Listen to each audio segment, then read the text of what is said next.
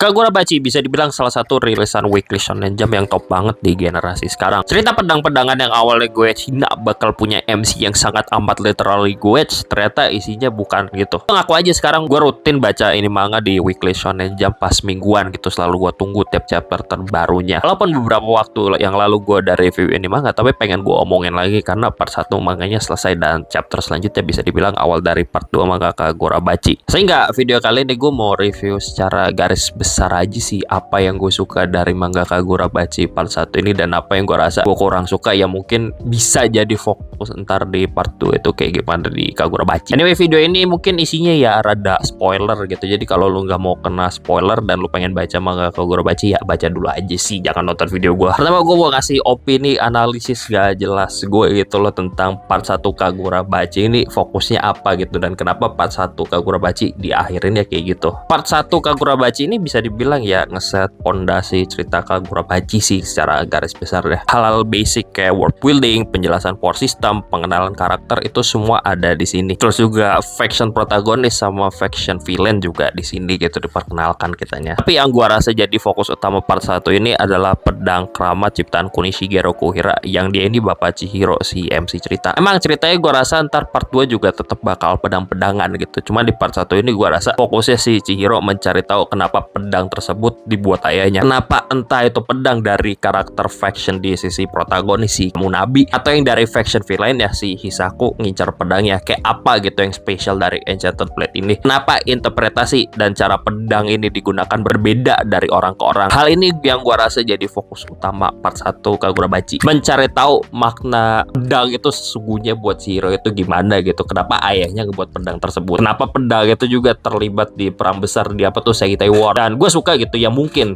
di akhir part 1 ini Chihiro akhirnya menemukan jawabannya kenapa pedang tersebut dibuat. Yang part 1 itu ya gue suka banget di akhirnya dengan dia membuat pedang baru dari pecahan pedang yang telah dulu dibuat. Keren banget ini callback ke chapter 1 dengan bapaknya yang bikin pedang bareng Chihiro tuh gue suka banget. Mungkin part 2 ntar kita bakal ngeliat pedang baru ini beraksi gimana. Setelah apa ya secara garis besar pesan part 1 tersampaikan, apa yang gue suka dari part 1 Kagurabachi. Jujur gue suka sih banyak hal dari Kagurabachi, kayak gue suka action deh itu bagus banget di manganya, reading flow-nya padahal gila banget, world building-nya juga bagus, gue suka cast karakternya dan gue juga suka faction protagonis sama faction villain-nya juga. Ya secara general part 1 solid lah, bagus. Gue suka si MC-nya Chihiro ya kelihatan cuek tapi peduli banget sama lingkungan sekitarnya, dan gue suka sama sidecast di ceritanya kayak Samura sama Aokuri misalnya. Hasilnya ini series memiliki action dan cerita yang saling berkesinambungan. Dan yang gue suka banget sih di part 1 ini adalah karakter deh, penulisannya itu gila banget bagusnya. Kayak gue suka banget motivasi tiap karakter itu dijelaskan deh kayak gimana kenapa akhirnya dia berusaha menjustifikasi tindakan yang dilakukan di dalam cerita itu gimana. Karakter villain atau karakter yang di protagonis itu gue suka banget sih. Kayak motivasinya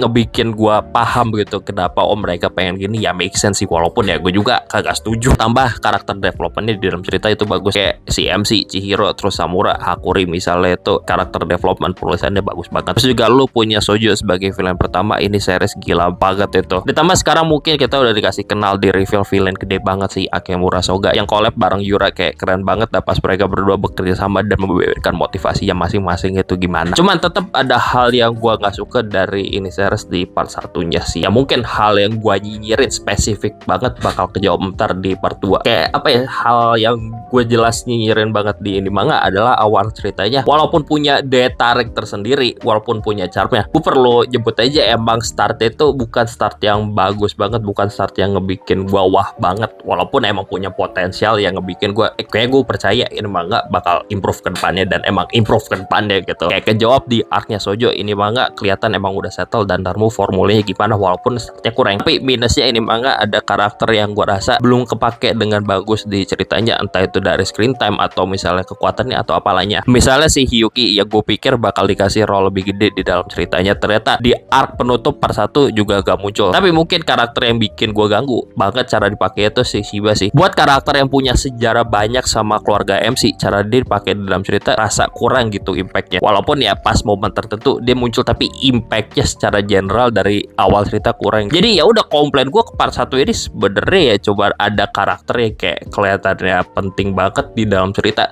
tapi ternyata kagak dipakai gitu loh. Jadi gue harapannya karakter-karakter yang kurang kepake di part 1 ini bakal dikasih screen time lebih proper di part 2 dan bakal kepake lebih banyak di dalam ceritanya aja. Segitu aja kali ya review Kagurabachi part 1 aja. Gue rasa Kagurabachi emang shonen action yang solid banget di generasi yang sangat gue suka, dan gue rasa lebih banyak orang perlu baca Kagurabachi kalau misalnya udah mau series action. Terus ekspektasi gue ke part 2 apa? Jujur gue gak terlalu punya ekspektasi tertentu sih ke part 2. Cuman punya ekspektasi kalau misalnya bakal punya fokus cerita yang berbeda atau apanya lah, hal basic gitu. Dan mungkin ada tema yang diubah tipis-tipis, pokok sesuai si keinginan pembuat cerita mau ngebawa ceritanya ke arah kayak gimana. Cuman ngarep hal-hal yang bagus di part 1 itu dibikin lebih bagus lagi, dibikin lebih gila. Dan hal-hal yang gue rasa dikurang di part 1 ini di part 2 ya bakal diimprove gitu loh. Simple itu aja sih ekspektasiku part 2. Dan mungkin someday kalau misalnya ini dapat adaptasi anime, ya mungkin ya gue ngarep aja sih someday gitu. Anyway, udah gitu aja deh, bye.